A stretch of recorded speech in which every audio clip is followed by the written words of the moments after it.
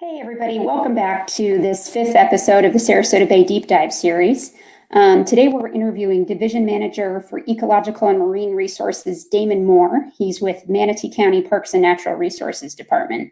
Damon's back on after a couple technical difficulties, so you're not going to be able to see Damon's face, but we will be able to see his screen. So I'm going to go ahead and get him into the broadcast. Hey, Damon. Hey, I think we got it now. Yep, perfect. Cool. Alrighty, so take it away. Okay, so like I talked about before, we're going to talk a little bit about oysters in the Manatee River. So kind of briefly, I'll go over an overview of the history, which is really interesting with this this topic. I'll talk about some recent oyster projects that Manatee County has done, and then move on and talk about conceptual plans for the future with some possible large-scale oyster restoration in the Manatee River. But just a quick kind of to set the stage a little bit, just a quick bio lesson. You can see this is just the general life cycle of oysters. So one thing it's really important to remember that we're very lucky in our area because we are not what's called spat limited.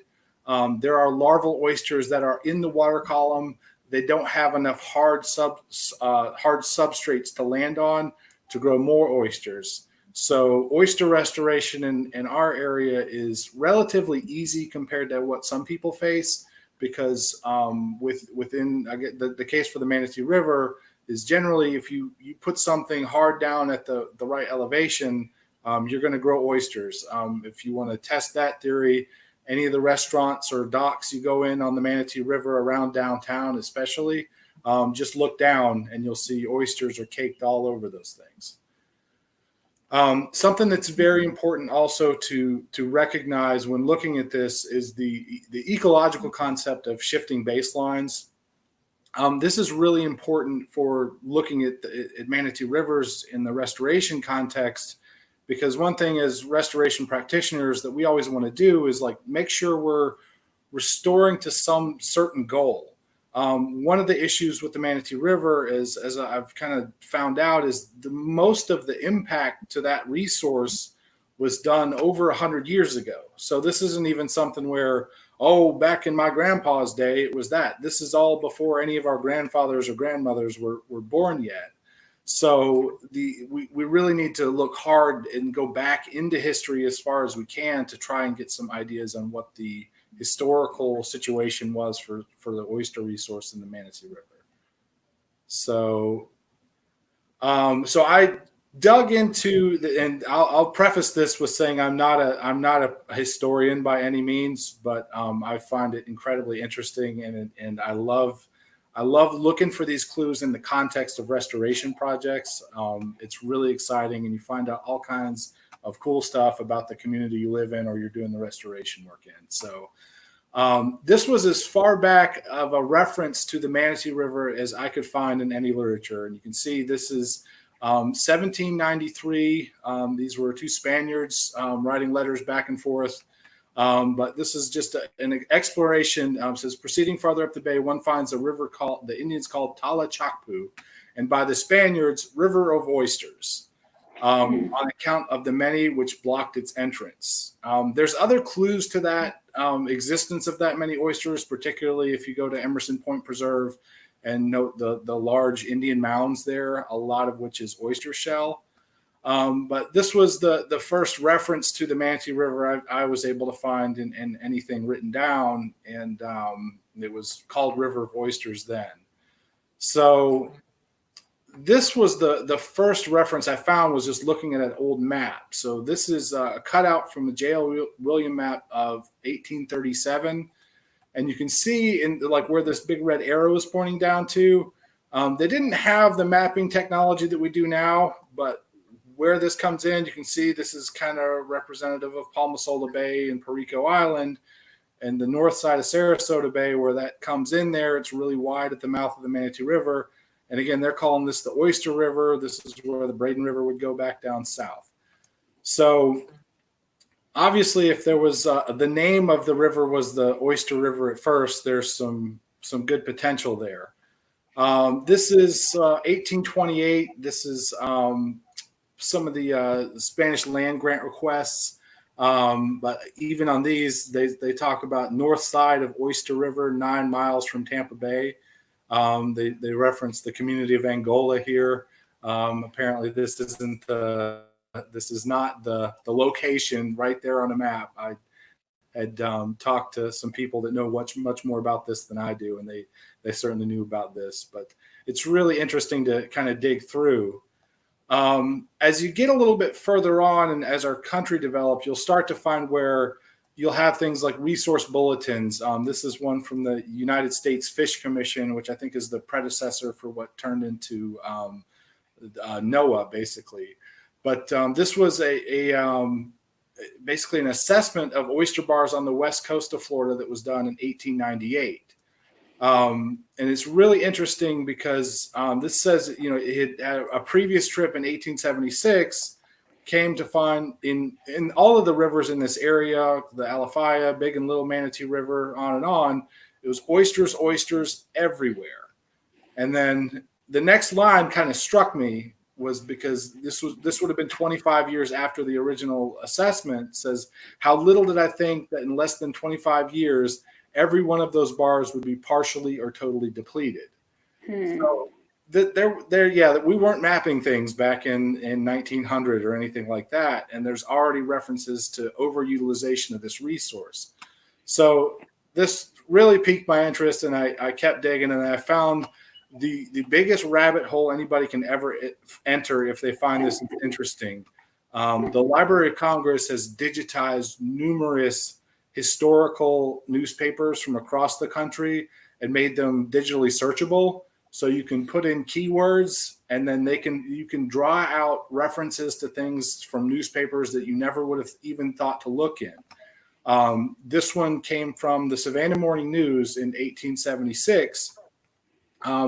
This references, they're just quick blurbs about, what's going on in commerce around these areas.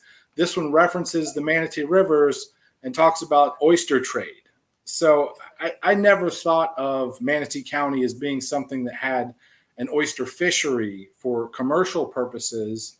But as I dug around, I really found out that it did. And as I found some other references, they were pretty robust. This is another one from 1887, where it says heavy shipments of oysters being made from Palmasola. This is the south side of the Manatee River, the community there. Do you know where those oysters are being sent, Damon? Were they being like canned and sent? They were. I can't remember if it was this one. Basically, New Orleans and Cuba was where a lot of them were being shipped off to at this time.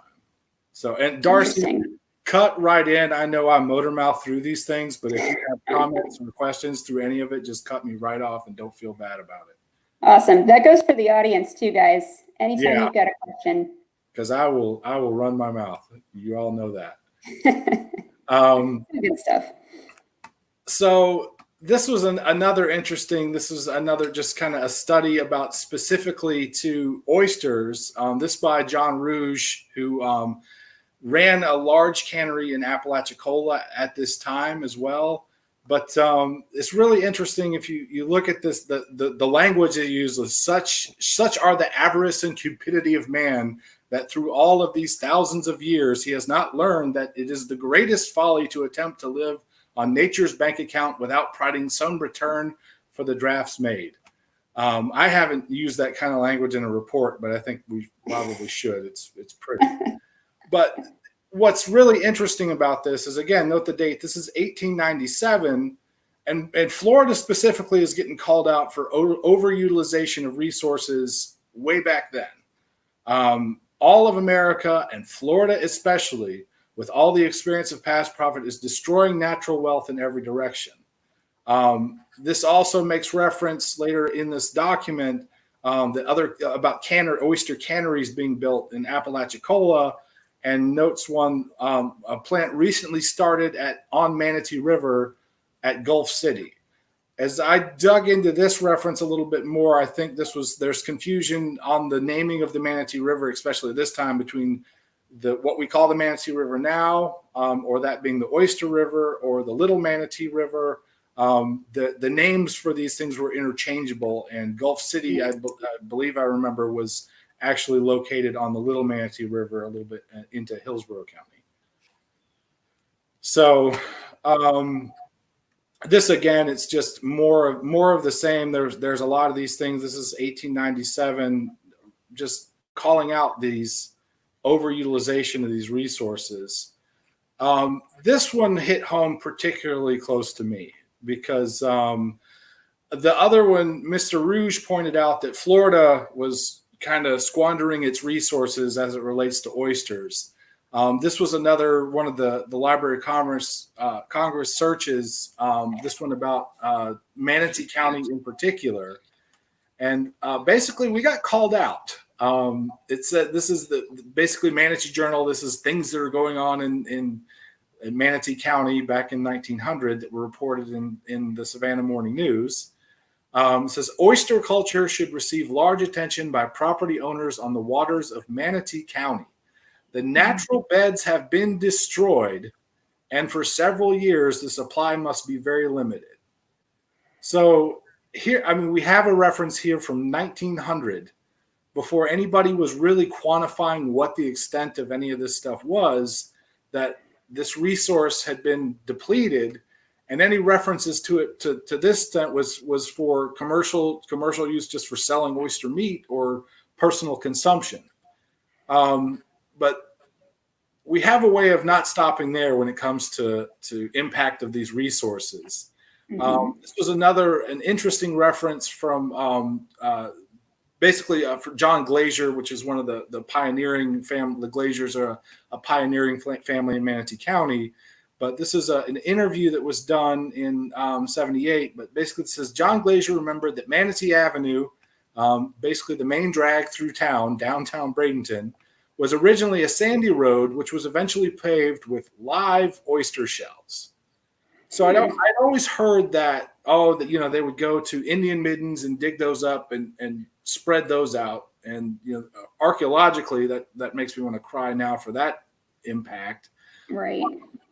But I thought I'd heard, like, yeah, there's shells underneath the road, but I didn't realize that they were live. So I read this and thought, well, how did they know it was live oyster shell? But they make it pretty obvious, and says that for several months after the paving, the oyster meat rotted, and Manatee Avenue was the most odoriferous street in the whole United States. So that kind of detail took out any doubt in my mind if it was, were they pulling oyster beds off of the river and spreading them out to make roads, or were they going and pulling oyster mounds? Probably both, but definitely they were pulling up oyster beds off the river and using the shell for road building.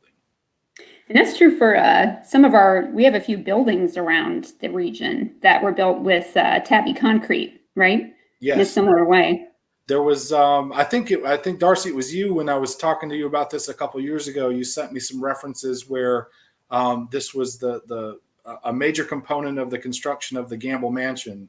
That's right. In Manatee County as well. So it was definitely, an aggregate. It was a resource to be used. You find a lot of the old building structures. They're concrete, or they weren't, mining stuff out. They were using the oyster that was readily available.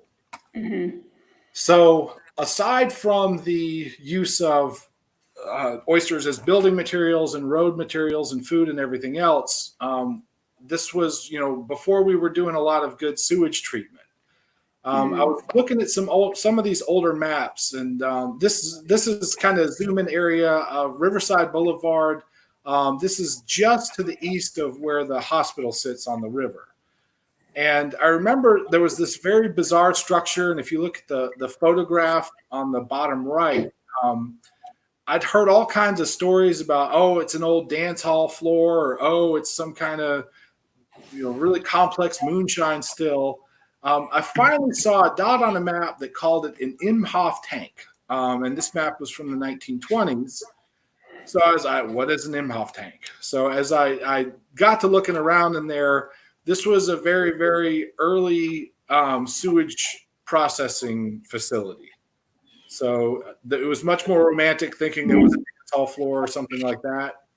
But they didn't work very well. So that's the other thing you have to keep in mind is, as the population of this area was growing and we weren't doing any, it was pump the sewage out into the river and let it wash away. Sewage doesn't do any good to oysters. So as we're, physically hurting them, we're also destroying the water quality that they depend on as well. Right. So this was another just an interesting shot. This was a photograph from 1951 in downtown Bradenton. And this is what's now on the right. The same palm trees are there. They're just much taller. This is by what's now the Hilton, what most people call the Pink Palace, straight downtown, looking at down 10th toward the river. And it caught my eye because in the parking lot of the Pink Palace is a big old truck full of oyster shell. So this was still being used commercially for that. Looking at the Damon, we had a quick question. I think maybe it was backing up a couple of slides, not to the previous one, but the one before that. Just wondering when that tank was there. I took this aerial photograph is from, I think, 2017. Okay. I know this is the area they're doing a lot of that improvement for. The city of Bradenton's doing their Riverwalk project here. Yeah. So yeah, I don't know if that's still there or not, but I know I laid eyes on it personally about 2 years ago. Gotcha. Cool. Thank you. Yep. So as I was looking around, I also came across these severance records from the state. And I think originally I got onto this document through, it was a Bay Soundings report, I believe it was, that talked about the historical amount of shell that had been harvested off the bottoms of Tampa Bay and in Sarasota Bay as well. But this led me to dig into these state severance reports that showed how much dredging came off of these areas.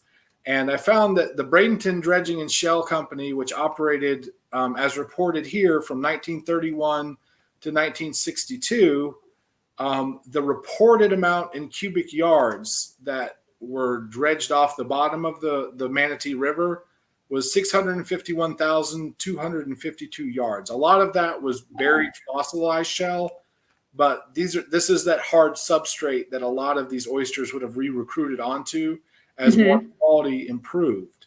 So this was used for commercial purposes, for road building and all sorts of other things.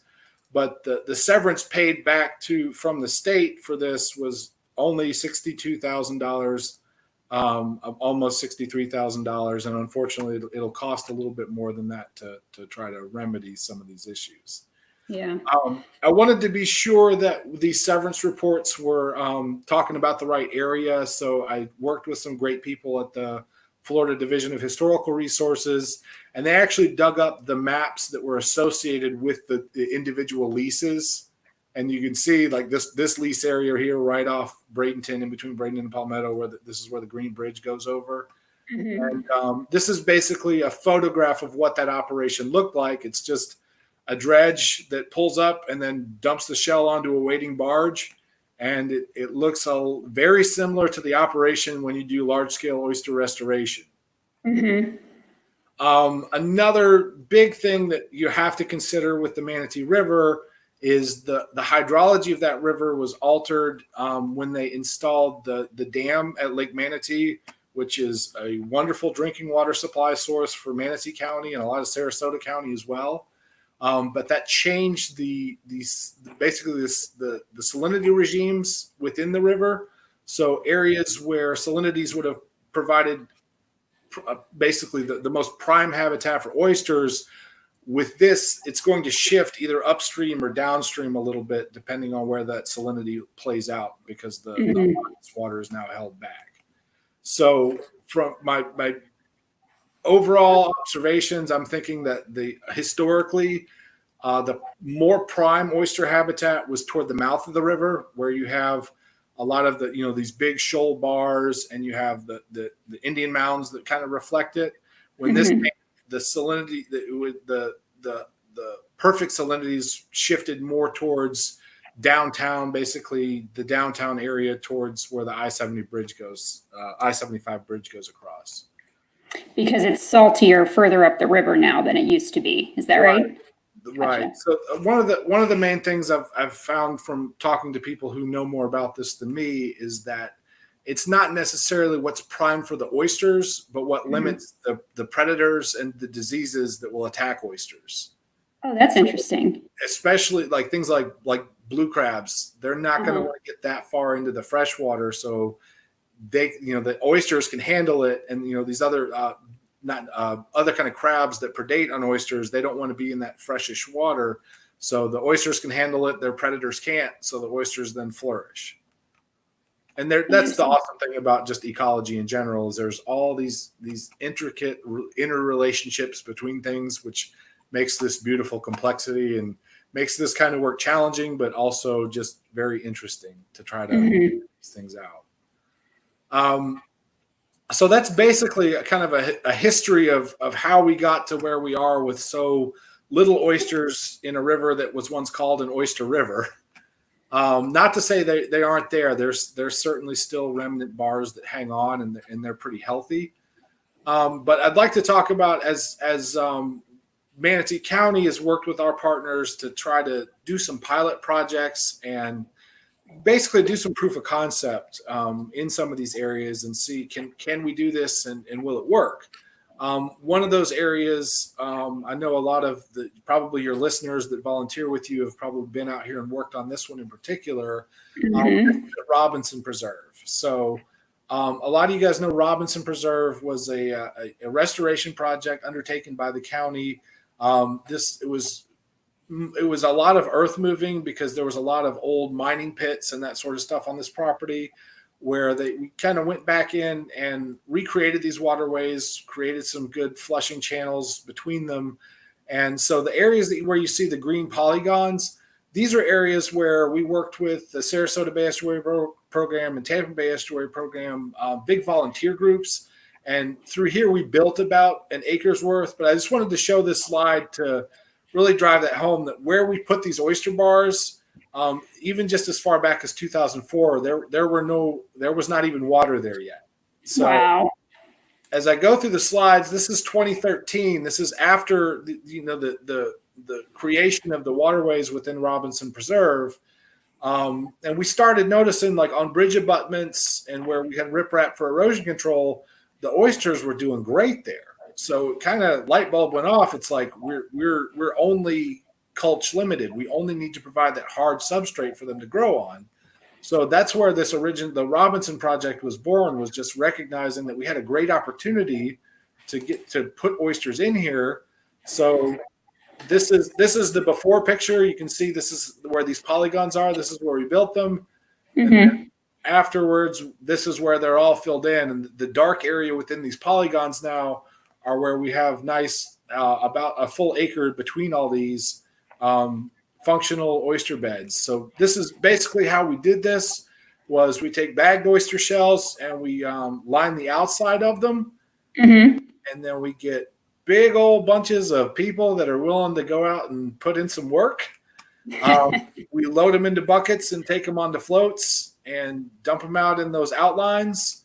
And this photo was taken of those same areas where you saw the polygons, where you guys did all this work for us. January 2018, on a really low tide, where these things are all out and exposed. As you can see, these things are just absolutely caked with awesome live oysters, doing all the things that awesome live oysters do. This little spot gives me a big old grin every time I have a good low tide. I just walk out here to look at this because it makes me happy. So this is the slide that gets bumped around on Facebook and all sorts of social media that talks awesome about oysters. I love it because it's something that you can really see. You put oysters in one side, it filters the water out, but usually it's accompanied by this thing that says a single oyster can filter up to 50 gallons of water per day. That's probably not true from talking to people that study these things. It's definitely variable. It depends on a lot of other things. But as a practitioner, 50 is a really easy number for me to calculate and try to make this thing. So if the number changes, nice number. studies, I've got spreadsheets built to figure out if I build an acre of water, how much filtration can I reasonably tell people that we're getting out of it. But for the next couple of slides, I just stuck with the number 50, but I'll just preface that with saying there should be an asterisk by that because that 50 requires more study. Got it. So the Robinson Project, where I showed you guys where the Estuary Program volunteers came out in force to help us do these things, that accomplished about 1 acre of oyster habitat. So, 1 acre, that's 43,560 square feet. I had assumed listed on here that said 10 oysters per square foot out there. Some of our staff went out with more volunteers again and monitored that and did some counts, and their average came up with about 12 oysters per square foot. But again, for ease of calculation, 43,560 square feet gives us 435,600 oysters. At 50 gallons per oyster per day, that's 21,780,000 gallons of water filtered per day for free. Wow. That's really not many people can imagine what that much water looks like. So that's about 33 Olympic swimming pools worth of water every single day that the oysters that these volunteers went out and worked so hard for are there, and they're providing that function now. Years after this was, we're going on 3 years now since that was completed, and they're still out there doing work right now. Unbelievable. So with the success of that, we really wanted to look and see how can we capitalize on this and go on it. So we looked at it, and we're looking at some of like the projects they do in the Chesapeake and in Galveston Bay, other areas of Florida, even like especially up towards the Big Bend and the Panhandle, where they're going big. It's a little bit more than we could expect any group of volunteers to do. So we looked at our waterways and said, do we have this opportunity here in Manatee County? In short, I think the answer is probably yes. This is this photograph here. This is the south side of the Manatee River, right where I-75 crosses over. This is the abutment to the I-75 bridge over the Manatee River. So what you can see there is that you have these large, shallow banks on a lot of the river in this area, and in these areas there are these little bitty remnant oyster beds that are in here, and I took a trip out here with Dr. Leveroni, our staff scientist, and we had a look at these and verified that these are live and they're healthy and they're looking pretty good. So usually, like, we have this signature where we have this shallow water where restoration is feasible, where we're not trying to.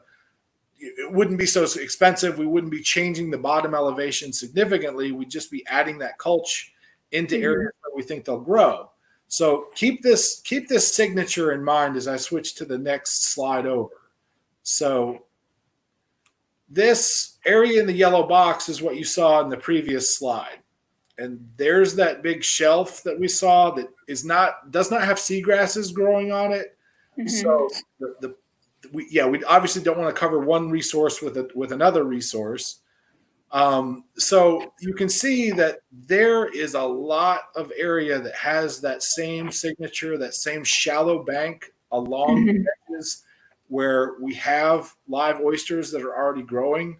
That it looks like pretty low-hanging fruit as far as a large-scale, high-benefit restoration project. So I had been talking about this, showing the previous 2 slides to a lot of partnering agencies for a long time, and finally they said, "Well, how much is that?" And they didn't want to hear me say a lot anymore. Deep into the evening, I just zoomed way in on these aerials and just calculated out how much of that signature existed there, where we had Very minimal seagrass growth, because obviously we don't want to impact the seagrass habitat to build oyster habitat. Right. Had the physical parameters on the bottom and the water quality parameters where oysters were going to grow. So in doing all of that, I identified about 475 acres that we're definitely calling potential oyster restoration. Restoration of a full 475 acres there is probably not the right thing to do. But I'd like to work with our partners, and we're already kind of going down this road a little bit, to try to find out, well, given the amount of historical oysters there and the benefits they provide, what is the best large scale project we can put on there. So, but I would like to look at that if we consider the 475 acres there again. If we go through that same exercise that we did as far as filtration with the oysters that we did for the ones at Robinson Preserve, where we only did 1 acre, the same set of calculations, but put up to 475 acres. Instead of the 27 million gallons, we're talking about 10.3 billion gallons, or 15,000 Olympic swimming pools instead of 33. Not many people. Manatee County is going to host the Olympics pretty soon here, I guess. We're going to have a lot of swimming pools. But it's hard to visualize 15,000 swimming pools. So I put that in another way. So from I-75 to the mouth of the river, the river's about 4,500 feet across. It's about 51,000 feet long, and it's on average around 10 feet deep. So roughly there's 17.17 billion billion gallons of water between 75 and the mouth of the river in there. That if all of that 475 acres was covered with healthy oysters at 10 oysters per square feet, that entire volume of water would be filtered in less than 2 days. Wow. So it's really impressive what these can do. But the filtration thing is one thing, but I like to kind of remind people that there are all sorts of other benefits. Habitat for fish. That's what I love, fishing the edges of oyster bars. But these things, there's some nitrogen reduction benefits from bacterial action going on underneath them. They attenuate water, give you shoreline protection. There's some evidence that there's carbon sequestration by growth of their shells. I think the jury's out on that, because it's a live organism that is respirating and producing CO2. So, but doing this, a project of this size is a job creator. It improves our water quality. It's great for commercial recreational fishing. And just an interesting thing learning about the history of this is that this is a restoration of some of our cultural heritage in this area that stretches way back. So, before anybody says, "Hey, wait, you're going to turn my dock into oyster bars," no, there's never any intent to take any riparian rights. So this is all very conceptual still at this point, but I'm just happy to spread some information about it and let people know that I think there's a great opportunity here. So with that, I'm done running my mouth for a second. Thanks, Damon. That was awesome. Every time you talk about this, I learned something new about Manatee County history and about oysters. I'm wondering if we can talk a little bit, when we talk about how oysters filter water, what do you mean? Like, what are they filtering out of the water? So generally what's going on there is that they're filtering out algae that they're eating and any other particle that gets in the way while they're doing it.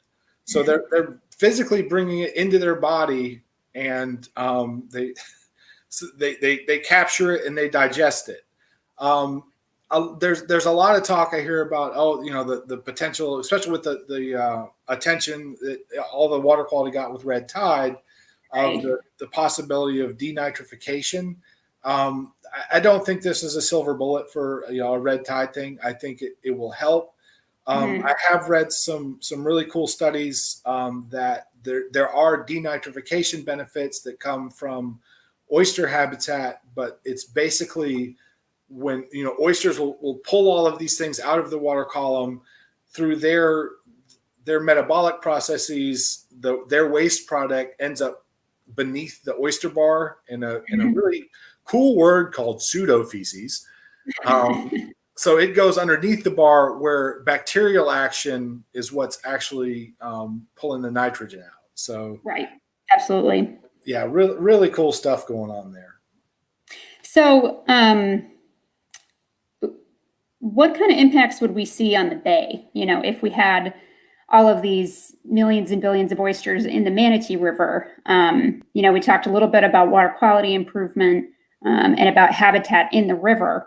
Do you think, would you expect to see impacts on the bays themselves? I would, because again, this is like the one thing that, I mean, you can notice even on, I'll switch up to this other slide here.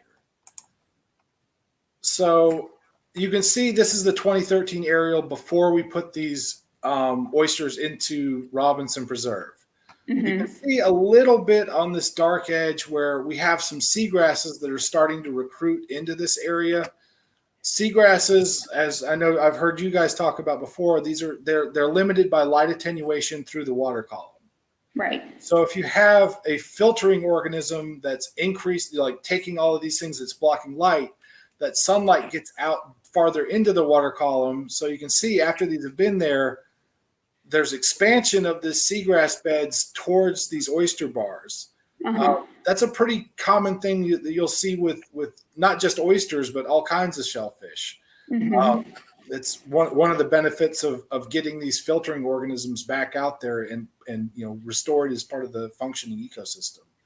But there's, I mean, the other thing that, these are kind of foundational building blocks of these systems. So when you think of an oyster bar habitat, it's not just oysters. It's all of the other, like everything that attaches to it with the bryozoans and the shrimps and the crabs and everything else. It's like a foundation of life. It's like the one of the building blocks of the ecosystems out there. Mm-hmm. Ultimately that's what ends up drawing these red drum and sheephead and these fish that are attracted to them. They're there to look for something to eat. And it's not necessarily the oysters themselves, but it's the other things that are depending on those oysters for the structure they provide for attachment to grow on or physical structure to hide in. So it's one of those things where it's like this is one of the building blocks for these kinds of ecosystems. And really important to get these out there because the effects they vary widely and they touch a lot of different things. I've seen a couple of studies out there that try to quantify this monetarily, and they say like with per acre of oyster you have X amount of increased in fisheries value and tourism value, Right. and else. That all gets a little bit of fuzzy to me, but it's one of these that I've seen where on oyster bars that Sarasota Bay Estuary Program has built and other ones in areas where charter fishermen never would have stopped and cast a line before. They're stopping because that structure's there now. So Right. just that there's economic benefit there because that's something they're bringing them in. It's putting a tourist on a fish that wouldn't have had it before, and quite selfishly, it's a fish that I'll go catch too. So. Well, it's so cool to see this all happening, especially at Robinson and Perico and other places that didn't have any of this going on before Manatee County started the restoration, right? So, like you said, they're those building blocks, and because we're on this Robinson Preserve slide, I'm going to bring up a question from Karen that she had a little earlier. She was wondering what kind of mining was historically going on at Robinson. I think you mentioned that a little earlier. Just sand fill material. Gotcha. And then after that, Robinson and Perico, they were both farmland, right? Right. Yeah. So turning that into what's now turning into this really productive oyster habitat is just so amazing. And the fact that it's happening in a pretty short time period, all things considered, right? Well, the other, like you know me, it's not just about oysters. With these things, it's recreating and restoring the myriad of different habitats that we have here. What I run my mouth a lot about oysters. What I can really go on about is upland habitat restoration, And that's the beauty of these, and what draws me to love this kind of work is because the complexity of this, and not just doing one small part of it, but being able to look at these systems holistically and try to fix every bit of it, from having the right kind of ground cover to then reintroduction of the keystone species, which helps make these ecosystems work right. Seeing that our land management staff is able to get out there and return fire to these systems. All of these things are interdependent on each other, and the more we can do to restore these to these natural states, the better it all works for all of it. Yeah, and I know you and I are both looking forward to joining our volunteers back out there when we can. I know we're both saving up. We got work to do. Yeah, I need that work. So in the meantime, Damon, I'm wondering, and I think this is going to be a really hard question for you, but do you have a favorite place on Sarasota Bay? Actually I do. But I'm going to cheat a little bit, and I'm going to take a segment that I'm just going to define myself. Cool. So for me, that's going to be the east side of Sarasota Bay, from the airport to Bowleys Creek. Those are the areas that I grew up fishing on, out with friends when I was introduced to the whole concept, and we'd ride our bikes a couple miles down and meet up with a couple of us and go out there and just wade fish out in the bay. My first date with my now wife was on a dock at the end of Bernard Avenue on Sarasota Bay, and we were married at the Crosley Estate on Sarasota Bay.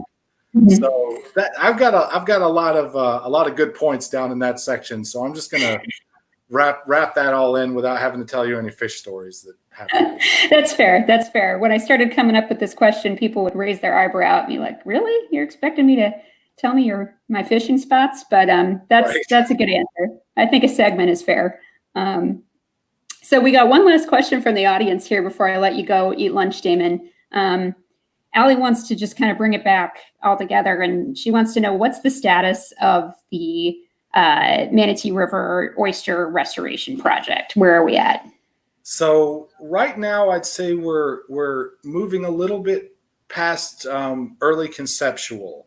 The next step we need to take is to look at this kind of holistically and create a plan that would service the entire river. Charlotte Harbor has an excellent example of this kind of thing that I definitely want to emulate, where they looked at the system holistically and basically decided where, on a 20-year plan, what makes sense to do, and then prioritize those on what makes sense to do first.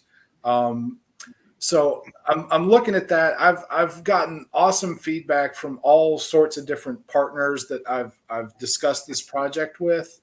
There is some funding that we're lining up through some of the Restore Act funding, which, believe it or not, is now 10 years since that incident occurred.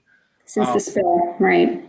So some of the funding that's going towards the county is dedicated towards this project, but we're basically, most of that funding is going, like that portion of it is sectioned out over, I think, like 20 years. So the Manatee River project is basically lined up to start in about 7 years for the most part. Okay. And that would basically give us plenty of time to get a overall plan worked through and vetted. Make sure we get enough public input so that we're not, make sure there's something we're not thinking of that's brought up. And work with our partners and try to get a bunch of people that anybody who's got funding, let me know.